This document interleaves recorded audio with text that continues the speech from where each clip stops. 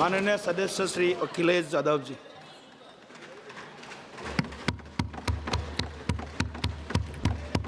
माननीय सभापति जी, अभी बोलूँगा मैं बताऊँगा, मैं उस पर ही बोलूँगा। माननीय सभापति, मैं धन्यवाद देता हूँ आपको कि आपने मुझे बहुत महत्वपूर्ण विषय पे बोलने का मुझे मौका दिया। अभी मैं तमिलनाडु के डीएमके की माननीय सदस्य कानीमोझी जी को मैं सुन रहा था और उन्होंने मैं उनको धन्यवाद देता हूं कि कई महत्वपूर्ण बातें उन्होंने रखी और अभी भी उनको अपनी अच्छी बातों के लिए बधाई मिल रही है।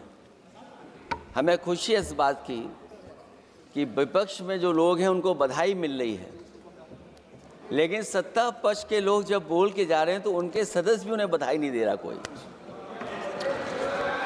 अध्यक्ष महोदय, मैं धन्यवाद देता हूं आपका भी, और क्योंकि मैं उनकी बात सुन रहा था, उनकी बात सुनने से मुझे कुछ याद आया। मैं ये कहना चाहता हूं 2 लाइनों में कि मैं दुनिया को मनाने में लगा हूं। अध्यक्ष महोदय, मैं भारतीय जनता पार्टी के लिए बता रहा हूं ये लाइनें कि मैं दुनिया को मनाने में लगा हूं, मेरा घर मुझसे रूठा जा रहा है। मैं दुनिया को मनाने में लगा हूं, मेरा घर मुझसे रूठा जा रहा है। अध्यक्ष महोदय, बात शुरू करने से पहले मैं सबसे पहले भारत की सेना, उसका आभार, उसका धन्यवाद देना चाहता हूं। दुनिया में साहसी फौजों में गिनती अगर होती है तो हमारी भारत की सेना सबसे आगे दिखाई देगी। उनके पराक्रम पर, उनकी वीरता पर, उनके अदम्य शौर्य पर हमें सबको गर्व है। कोई ऐसा भारतीय नहीं होगा जिसको गर्व न हो। हमें अपनी फौज पर गर्व है और हमें इस बात के लिए भी गर्व है कि जब सेना ने अपना ऑपरेशन शुरू किया तो पाकिस्तान के जितने भी टेररिस्ट कैंप थे उन पर अटैक किया गया। न केवल पाकिस्तानी कैंपों को नष्ट किया गया, बल्कि पाकिस्तानी जो एयर बेस है उन तक पहुंच गए, उनको भी नष्ट किया, ध्वस्त किया। और जब हमारी फौज पाकिस्तान को हमेशा हमेशा के लिए एक पाठ पढ़ा सकती थी, एक ऐसा संदेश जाता कि भविष्य में पाकिस्तान कभी ये हिम्मत नहीं जुटा पाता, और ऐसा भी लगा हम लोगों को, क्योंकि अध्यक्ष महोदय, जब हम बड़े बड़े राष्ट्रीय चैनलों को देखते हैं तो उन चैनलों से ये लग रहा था कि कराची हमारा हो गया है, लाहौर हमारा हो गया है। किसी चैनल ने किसी को ये भी बताया कि हमने उनको पकड़ भी लिया है। जो कमेंट्री, जो विजुअल्स थे, वो ऐसा लग रहा था कि अध्यक्ष महोदय अब पीओके हमारा हो जाएगा। हालांकि सरकार के इंजनों को मैं टकराता हुआ देखता हूं। हो सकता है ये मेरा भ्रम हो, लेकिन पीओके के मामले में सभी इंजन हमें एक दिखाई देते हैं, और जहां पीओके पे पहुंचने तक की बात थी, कुछ लोग तो पीओके पर ये कह रहे थे कि हमारा कब्जा हो जाएगा, 6 महीने का केवल हमें मौका मिल जाए। ये अफसर सरकार आखिरकार पीछे कैसे हट गई और क्या कारण था कि सरकार को सीज फायर का ऐलान करना पड़ा। अध्यक्ष महोदय, हमें उम्मीद थी कि सरकार सीज फायर करेगी, सरकार ऐलान करेगी, लेकिन इनकी मित्रता बहुत है, बहुत गहरी मित्रता है, और उसका परिणाम ये है कि इन्होंने अपने मित्र से ही कहा कि आप ही सीज फायर अनाउंस कर दीजिए, हमारी कोई ज़रूरत नहीं है, हम सीज फायर आपसे ही स्वीकार कर लेंगे। आखिरकार किस दबाव में ये सरकार स्वीकार कर रही है? वैसे तो अध्यक्ष महोदय, आज जिस विषय पर बोलने के लिए मैं खड़ा हुआ हूं, दरअसल वो विषय होना ही नहीं चाहिए था। ये दुर्भाग्यपूर्ण है कि आजादी के इतने साल बाद भी ऐसे मुद्दे बने हुए हैं। ये बात अध्यक्ष महोदय पक्ष विपक्ष की नहीं है, देश की सुरक्षा की है, जनता के जीवन और रक्षा की है। हम सब मिलकर के कोई ऐसी नीति रणनीति बनाते क्यों नहीं है जिससे सीमाएं हमेशा शांत रहें। लेकिन पहलगांव की घटना ने साबित कर दिया है कि लापरवाही देशवासियों की जान ले सकती है। और अभी जब मैं सुन रहा था और बहुत ही उत्तेजित भाषा में जब जवाब मिल रहा था, उत्तेजित भाषा इसीलिए बोल रहे हैं कि जनता सम्मोहित हो जाए, जनता स्वीकार करने लगे। लेकिन सच्चाई ये नहीं है। आप कितना भी उत्तेजित बोलें, देश की जनता समझ रही है। ये सही है कि जनता के इमोशंस का लाभ आप उठा रहे हैं शासन करने के लिए। जनता का इमोशन का लाभ उठाती है सरकार। मुझे याद है कि जिस दिन पहलगाम हमला हुआ, उस दिन वहां का हर पर्यटक पूछ रहा था, जो पर्यटक पूछ रहे थे कि खतरों के बीच मेरी रक्षा करने वाला कोई वहां क्यों नहीं था। आखिरकार ये सबके मन में सवाल यही है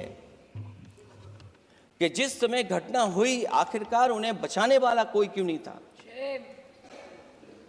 और जो सरकार ये दावा करती है, 370 के बाद ये कहा सरकार ने कि भविष्य में कोई आतंकवादी घटना नहीं होगी, वहां टूरिज्म बढ़ेगा। जितने लोग वहां गए वो सरकार के भरोसे पे गए थे, वो सरकार के आश्वासन पे गए थे। और आखिरकार सिक्योरिटी लैब्स की जिम्मेदारी कौन लेगा? अध्यक्ष महोदय, सबसे बड़ा सवाल यही है कि सिक्योरिटी लैब्स का रिस्पॉन्सिबल कौन होगा, वो जिम्मेदारी कौन लेगा? और ये जो पहलगांव की घटना हमारे इंटेलिजेंस फेलियर की वजह से है। उन्हें मैदान को खुला छोड़ दिया। वो सरकार जानती होगी कि कितना समय लगा होगा फोर्सेस को आने में। आखिरकार वो जिम्मेदारी किसकी है? और फिर सरकार को ये जरूर बताना चाहिए कि सरकार क्या क्या कदम उठा रही है कि भविष्य में ऐसी घटना ना हो। क्योंकि पहलगांव से पहले पुलवामा भी हुई, और पुलवामा में भी यही बात रखी गई थी कि इंटेलिजेंस फेलियर है। उस समय भी किसकी जिम्मेदारी थी इंटेलिजेंस फेलियर की? किसी को नहीं पता। और अगर इंटेलिजेंस फेलियर पहले था तो पहलगांव में भी वही इंटेलिजेंस फेलियर हम लोगों को और पूरी देश की जनता जानती है आखिरकार जिम्मेदारी किसकी बनती है। जो लोग बड़ी बड़ी बातें कर करके चले गए, कम से कम देश के सामने एक सबसे महत्वपूर्ण सवाल, उसका जवाब सरकार की तरफ से आना चाहिए क्योंकि हमारी सीमा पर जो सुरक्षा है, जो रक्षा करने वाले हमारे सेना के लोग हैं, वो हमारी सीमाएं सुरक्षित रखते हैं। लेकिन हमारे भारत का क्षेत्रफल क्या है, और सरकार को कम से कम ये जानकारी देनी चाहिए सदन को, देश की जनता को, कि जिस समय सरकार में ये भारतीय जनता पार्टी आई है और आज जब हम सदन में चर्चा कर रहे हैं, तो हमारे भारत का क्षेत्रफल क्या है। कम से कम क्षेत्रफल पता होना चाहिए, क्योंकि जब हम सवाल पूछते हैं, और जो सवाल पर्यटक पूछ रहे थे कि कुछ ऐसे लोगों को सरकार की ओर से चारों तरफ से चाक चौबंद सुरक्षा घेरा क्यों दिया जाता है, वो जो साबित होते हैं, जो हमारी रक्षा क्यों नहीं की गई। पहलगाम के दूसरे दिन की जिस तरह की राजनीतिक कार्टून, क्योंकि जिस तरह का लाभ लेना चाहते हैं भारतीय जनता पार्टी के लोग, हम सब ने देखा कि पहलगाम के दूसरे दिन ही जिस तरह का राजनीतिक कार्टून भाजपा के ऑफिशियल हैंडल से पब्लिश किया गया और हमारे द्वारा घोर आपत्ति किए जाने पर हटाया गया, उसने साबित कर दिया कि भाजपा के लोग भी जानते हैं कि दुख की इस घड़ी में उन्होंने देश की भावनाओं के साथ बेहद खिलवाड़ किया है। भाजपा बताए कि ऐसे संवेदनहीन लोगों के खिलाफ उन्होंने क्या कार्रवाई की है। ये अति गंभीर प्रश्न है कि जिन्होंने अपनों को खोया है, उन पर दबाव डालकर के बयान भले बदलवा दिए जाएं, लेकिन भाजपा याद रखें, बयान बदलवाने से सच नहीं बदल जाता है। पहलगांव के शहीद सैनिक की पत्नी द्वारा देश हित में शांति और सौहार्द की अपील करने पर उनसे जिस तरह का दुर्व्यवहार और उपशब्द कहे गए, उससे हर महिला और सच्चा देश प्रेमी बहुत दुखी है, आहत और शर्मिंदा हुआ है। ये सब जानते हैं कि किन लोगों की हरकत थी। इस संदर्भ में और परिप्रेक्ष्य में हमने महिला आयोग को पुरजोर अपील की थी कि वो नारी की गरिमा के विरुद्ध गलत बयानी करने वालों के खिलाफ केवल शाब्दिक औपचारिकताएं न निभाएं और बल्कि सही से कार्रवाई करें, लेकिन उस पर भी कुछ नहीं किया सरकार ने। पहलगाम की पीड़ित महिलाओं के बारे में कहे गए बयान के लिए निंदनीय शब्द से निंदनीय शब्द तक को आपत्ति होगी। नारी वंदन की जगह नारी का अपमान, निंदा और हर संभव शोषण उत्पीड़न करना ही। पहलगाम में हुए आतंकवादी हमले के जवाब में एलजी साहब ने कहा कि वो इंटेलिजेंस फेलियर है, लेकिन यह नहीं बताया कि फेलियर क्यों हुआ है। अध्यक्ष महोदय, मैं उम्मीद करता हूं कि सरकार का ये जवाब जरूर आए कि फेलियर क्यों हुआ है। ऑपरेशन सिंदूर के नाम पर जो प्रचार किया गया वो भी निंदनीय है। सच तो यह है कि ऑपरेशन सिंदूर का होना ही सरकार की विफलता का प्रतीक है। इससे बड़ी विफलता सरकार की कोई नहीं हो सकती कि अध्यक्ष महोदय हम और आप सब मिलकर के बैठ करके सिंदूर ऑपरेशन पर बहस करें, चर्चा करें। ऑपरेशन सिंदूर के दौरान विदेशी लोगों ने दावा किया कि उन्होंने उसे रुकवाया है। ये बात कई बार माननीय सदस्यों की तरफ से आई है कि आखिरकार किसने रुकवाया। हमसे हमारी संप्रभुता खंडित हुई है। संप्रभुता ही स्वतंत्रता की सुनिश्चित करती है। इधर आज़ादी के अमृतकाल का ढिंढोरा पीटा जा रहा है, उधर हमारी इंटीग्रिटी को चुनौती दी जा रही है। देश की विदेश नीति पूरी तरह फेल है। ऑपरेशन सिंदूर और पहलगाम की घटना पर दुनिया के किसी भी देश ने हमारा साथ नहीं दिया। ये हमारी विदेश नीति का संकट काल है। हमारे पड़ोसी देश या तो अतिक्रमण कर रहे हैं या हमारे साथ नहीं खड़े हैं। और अध्यक्ष महोदय, जो हमारे मंत्री जी हैं, जिनका क्षेत्र बिल्कुल सीमा पर है, उनसे बेहतर कोई नहीं जानता होगा कि आखिरकार पड़ोसी देश कितना हमारी सीमाओं पर अतिक्रमण कर रहा है। गंभीर नहीं है। समाजवादियों ने हमेशा देश की सरकारों को चिताया है कि असली चुनौती और प्रतिद्वंद्विता किस देश से है, कौन पूर्वोत्तर की सीमाओं में इंक्रोचमेंट कर रहा है। सरकार को ऐसे मामलों में साहस और समझदारी से काम लेना होगा, सीमाओं से समझौता नहीं करना चाहिए। आज सरहदों के साथ देश के कारोबार को भी चुनौती मिल रही है। सरकार को आगे बढ़कर के उसका समाधान करना है, 2 कदम पीछे करने नहीं है। अध्यक्ष महोदय, जो हम लोगों को सुनने में मिलता है, ये सरकार जवाब दे कि आखिरकार जो पाकिस्तान है उसके पीछे कौन सा देश खड़ा है। आखिरकार हमें चीन से उतना ही खतरा है जितना हमारे देश में आतंकवाद से खतरा है। सरकार की जो नीतियां हैं, सरकार के जो फैसले हैं, वो कहीं न कहीं ऐसे हैं जो हमारा सीमाओं का अतिक्रमण कर रहा है, उसी की व्यापारिक गतिविधियों पर मदद करने का काम करते हैं। सरकार को अपनी आर्थिक नीतियों के लिए गंभीरता से पुनर्विचार करना होगा। हमारा व्यापार कारोबार मजबूत होगा तो कोई हमें चुनौती नहीं दे पाएगा। बात केवल $1 ट्रिलियन की नहीं, बल्कि देश की सुरक्षा और आत्मनिर्भरता की होनी चाहिए। एक तरफ स्वदेशी की नीति को इस प्रकार सरकार ने ताक पर फ्री ट्रेड की बात की है, तो दूसरी तरफ मैन्युफैक्चरिंग की जगह देश को ट्रेडर कंट्री बनाकर छोड़ दिया है। यही देश के बेरोजगारी की वजह भी है। ट्रेडर्स की मुनाफाखोरी और चंदा वसूली की वजह से महंगाई बढ़ रही है।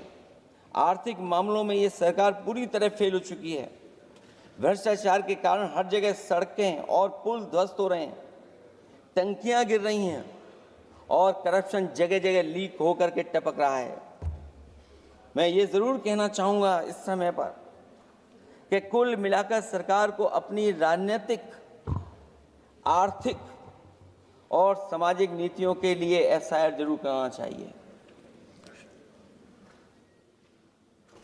सरकार को अपनी राजनीतिक, आर्थिक और सामाजिक नीतियों के लिए एफआईआर लाने की ज़रूरत है। वो हर बार ये कहकर नहीं बच सकती कि चूक हुई है, क्योंकि हर बार सरकार ये कोशिश करती है कि इन घटनाओं से बच जाएं हम, केवल चूक कहकर करके।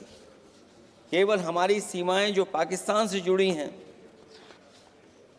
वहाँ तो आतंकवाद का हमेशा खतरा ही रहता है, लेकिन जो दूसरी सीमाएं हमारे देश की जुड़ी हुई हैं, उनसे भी हमारे देश को लगातार खतरा बढ़ता चला रहा है। आज अपनी सीमा की स्थिति गलवान से पहले की स्थिति तक भी नहीं लौटी है। जो पहले स्थिति थी वहाँ ये सरकार नहीं पहुँच पाई है। वास्तव में नियंत्रण रेखा के कई क्षेत्रों में महत्वपूर्ण बफर जोन जब भारतीय गश्ती के लिए उपलब्ध नहीं है, तो पूर्वी लद्दाख में अतिरिक्त भारतीय तैनाती जारी है, जिससे सेना को सैनिकों की भारी कमी का सामना करना पड़ रहा है। हमें उम्मीद है कि जब इतने महत्वपूर्ण समय पर बहस हो रही है, तो सरकार अपनी अग्निवीर वाली योजना को वापस लेने का काम करेगी, जिससे कम से कम सेना की कमी, हमें सेना को पूरी की पूरी सेना मिल सके। जनवरी में अपनी वार्षिक प्रेस वार्ता में जब सेना प्रमुख ने से ये पूछा गया, तो उन्होंने जवाब डालते हुए कहा कि गश्ती से जुड़े फैसले अब स्थानीय कमांडरों पर छोड़ दिए गए हैं। जैसे भारत की सीमाओं की पवित्रता अब राजनीतिक नेतृत्व का नहीं, बल्कि स्थानीय सेवा अधिकारियों का मामला रह गया है। इस पे भी सरकार को बहुत गंभीरता से सोचना पड़ेगा। कि जहां लगातार हमारी सीमाओं का एनक्रोचमेंट हो रहा है। चीन ने भारतीय वाहन निर्माताओं के लिए आवश्यक दुर्लभ खनिजों की आपूर्ति रोक दी है। सुना है कि बुलेट ट्रेन प्रोजेक्ट के लिए सुरंग खोदने वाली मशीनें, डीएपी जैसे उर्वरक और यहाँ तक कि कई बड़ी कंपनियों की रणनीति के तहत उनकी सप्लाई रोकने का काम किया है। जहां हम एक तरफ आत्मनिर्भर का नारा दे रहे हैं, वहीं हम किस पर निर्भर होते चले जा रहे हैं, ये भी विचार करने का सवाल है। सुनने में आ रहा है कि कुछ महीनों के बाद सरकार बीजिंग में मंत्री अधिकारी सब मिलकर के कोई बहुत बड़ी मीटिंग होने जा रही है। कहीं ऐसा तो नहीं है जो कूटनीतिक भागदौड़ चल रही है, कहीं कोई हमारी कमजोरी तो नहीं उजागर कर रही है। इसलिए जहां हमें पाकिस्तान से खतरा है, उसकी सीमाओं से हमारा आतंकवाद आ रहा है, वहीं जो उसके पीछे खड़ा हुआ देश चीन, उससे भी हमें सावधान रहना पड़ेगा।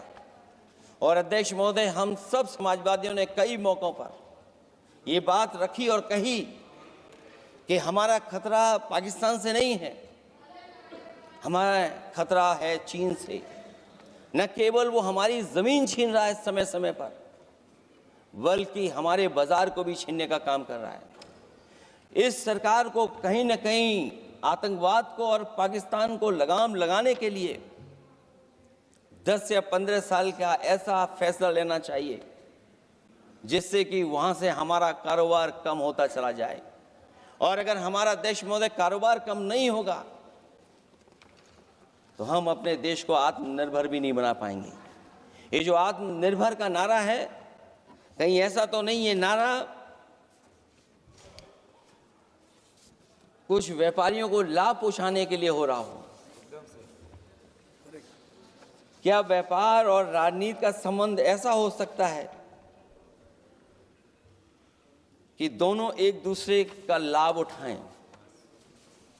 और याद रखें कि अगर हमें पाकिस्तान से खतरा है तो चीन राक्षस है, वो हमारी जमीन और हमारी बाजार दोनों छीन लेगा। मैं अंत में अपनी बात खत्म करने से पहले मैं कुछ सुझाव देना चाहता हूं। और मुझे याद है जब पिछली बार चीन से सवाल खड़ा हुआ था, ये सरकार पता नहीं कैसा फैसला लेती है। और मैं अभी विदेश मंत्री जी को जब सुन रहा था तो विदेश मंत्री जी ये कह रहे थे कि जो इंफ्रास्ट्रक्चर बन रहा है वो हमारा बहुत अच्छा इंफ्रास्ट्रक्चर बन रहा है। हम पुल अच्छे बना रहे हैं, हम सड़कें अच्छी बना रहे हैं, हम ब्रिजेस अच्छे बना रहे हैं। क्या ये सच्चाई है कि जिस तरह का चीन अपने सीमा पर इंफ्रास्ट्रक्चर बना रहा है, क्या उससे बेहतर इंफ्रास्ट्रक्चर हमारा बन रहा है? इसका जवाब जरूर सरकार दे। वहीं जहां हमारे डिफेंस को स्ट्रेंथन जितना हम करेंगे उतनी हमारी नेशनल सिक्योरिटी स्ट्रेंथन होगी। ये जो बजट लगातार कम होता चला जा रहा है, इस बजट को बढ़ाना चाहिए और कम से कम जीडीपी का 3% बजट डिफेंस का होना चाहिए। और जो बजट डिफेंस का हो वो नॉन लैप्सेबल हो, मॉडर्नाइजेशन के लिए फंड हो जिससे कि लैप्स ना करे और हमारी रिसर्च एंड डेवलपमेंट लगातार चलता रहे।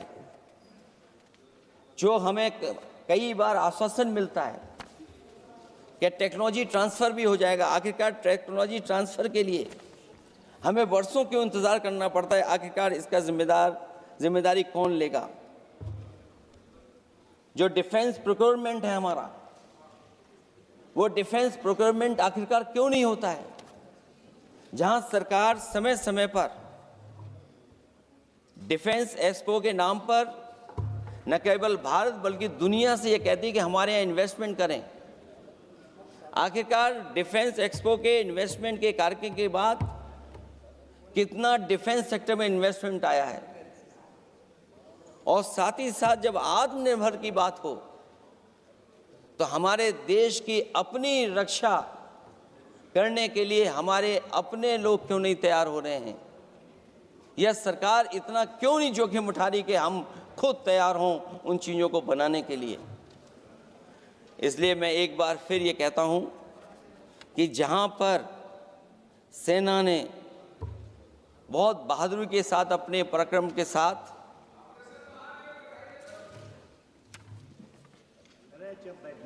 पराक्रम, वीरता और अदम्य शौर्य की जो उन्होंने परिचय दिया, उसके लिए फौज को मैं बधाई देता हूं। लेकिन अभी जब मैं सुन रहा था,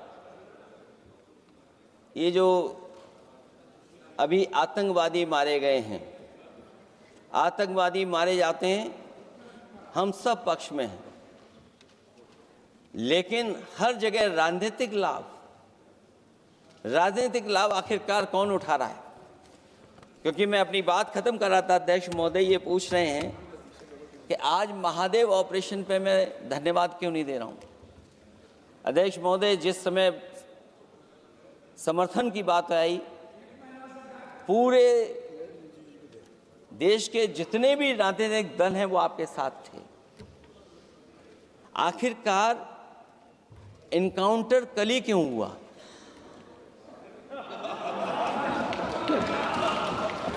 और अध्यक्ष महोदय,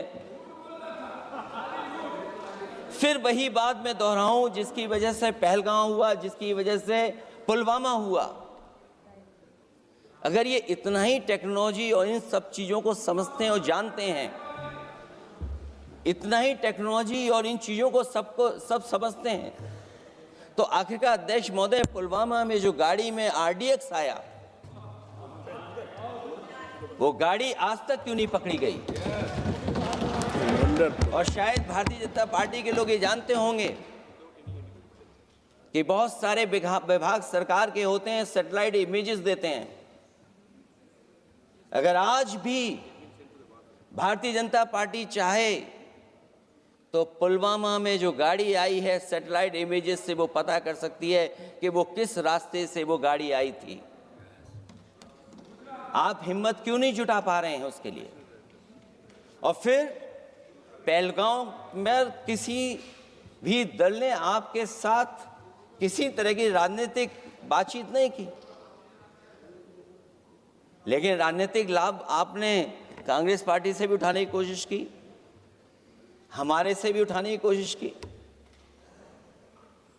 अगर डेलीगेशन भेजना ही था आपको, तो पॉलिटिकल पार्टीज तय करती हैं, आप नहीं तय कर सकते। ये राजनीति कौन कर रहा है? और फिर अध्यक्ष महोदय, राजनीति करने वाले वो लोग जो अपने चुनावी भाषण में कह रहे थे कि POK हम 6 महीने में ले लेंगे, हम अक्साई चीन ले लेंगे।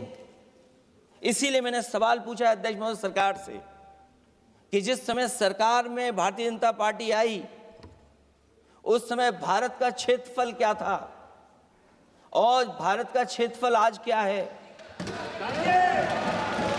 क्या 5 फिंगर्स, पेंगोंग लेक, गलवान घाटी, रजांगला, उसका जवाब किसके पास है? सरकार के पास है क्या कि नहीं है?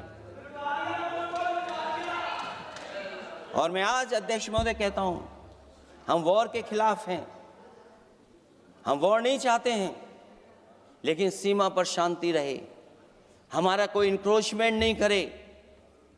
झगड़ा मैं आज भी कहता हूं, ये लड़ाई आपको, जो लड़ाई हुई है वो पाकिस्तान से आप नहीं लड़े हैं। अध्यक्ष महोदय, आप कितना भी छिपना चाहोगे, छिपाना चाहोगे, कोई भी स्वीकार नहीं करेगा। ये जो लड़ाई लड़ी गई है, ये आपको चीन से लड़नी पड़ी थी। और जो समय आप बताते हैं कि इस समय से इस समय तक हमारी एयरफोर्स और हमारे लोगों ने हमला किया, टेररिस्ट लोगों के तमाम सेंटर्स को खत्म किया है, तो हमारे मन में भी एक इच्छा आती है कि हमारे सबसे बेहतरीन एयरक्राफ्ट जो नींबू और मिर्च लगा करके जिनकी पूजा की गई थी, वो कितने उड़े थे? हम और सवाल नहीं पूछना चाहते हैं हम आपसे। मैं केवल इतना पूछना चाहता हूं कि जिन एयरक्राफ्टों को नींबू और मिर्च लगाकर के पूजा की गई थी, वो एयरक्राफ्ट कितने उड़े थे? हमें अपनी पूरी एयरफोर्स पे गर्व है। इतने बेहतरीन पायलट किसी के पास नहीं है जितने बेहतरीन पायलट हमारे पास हैं। और हम समाजवादी वो लोग हैं जिन्होंने ऐसा इंफ्रास्ट्रक्चर सड़कों का बनाया था कि अगर कभी इमरजेंसी हो तो आपका एयरक्राफ्ट वहां पर उतर जाएगा। और देश में पहली बार सुकोई, मिराज और हरकुलस अगर किसी ने सड़क पर उतारे थे तो वो समाजवादी पार्टी और हम लोगों ने सड़क पर उतारने का काम किया था। सही बात। और दूसरा, देश महोदय, मैं और जानकारी देना चाहता हूं। आपके देश के प्रधानमंत्री जी हमारे देश के नहीं, हमारे भी प्रधानमंत्री हैं। हमारे हैं बात खत्म हो रहा है। अध्यक्ष महोदय, मैं फिर बोलता हूं।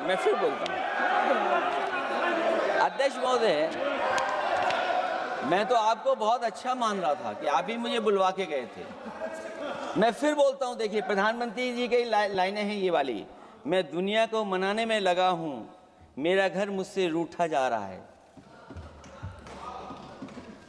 आखिरकार कौन रूठा हुआ है?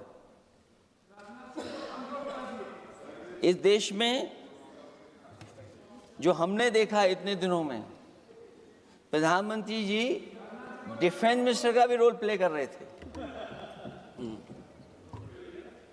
इसलिए जिस सड़क पर हमारे देश के प्रधानमंत्री जी हरकुलस विमान से उतरे थे, वो हाईवे किसी ने डिजाइन किया था? तो समाजवादी लोगों ने डिजाइन किया था।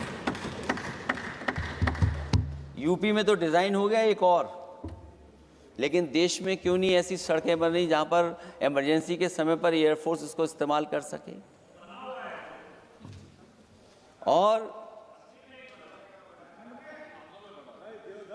और बनाइए। मैं तो कहूंगा कि और बनाइए, मैं तो कह रहा हूं। और जिस तरीके से हमारी सेना ने जो मुकाबला किया है, सीज फायर के बाद भी ड्रोन आ रहे थे, ये भी सरकार को स्वीकार करना पड़ेगा। आखिरकार सवाल ये है हमारा कि सीज फायर किसके दबाव में किया है, और सीज फायर क्यों किया जब हमारी फौज पीओके को भी ले लेती और पाकिस्तान के भी।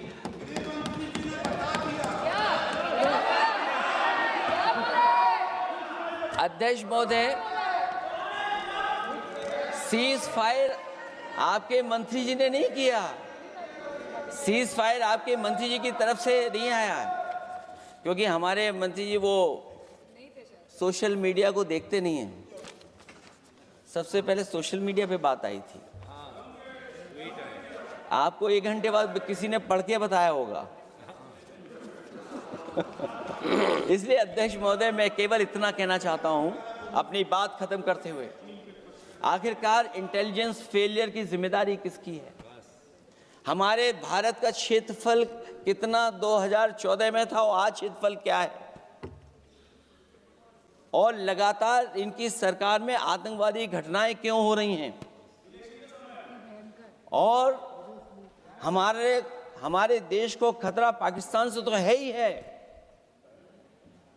लेकिन उससे ज्यादा खतरा हमारा चीन से है। आखिरकार चीन से मुकाबले के लिए आपकी तैयारी क्या है? मुझे उम्मीद है कि जब सिंदूर ऑपरेशन पर सरकार की तरफ से जवाब आए तो इन सवालों का जवाब आए। बहुत बहुत धन्यवाद आपका।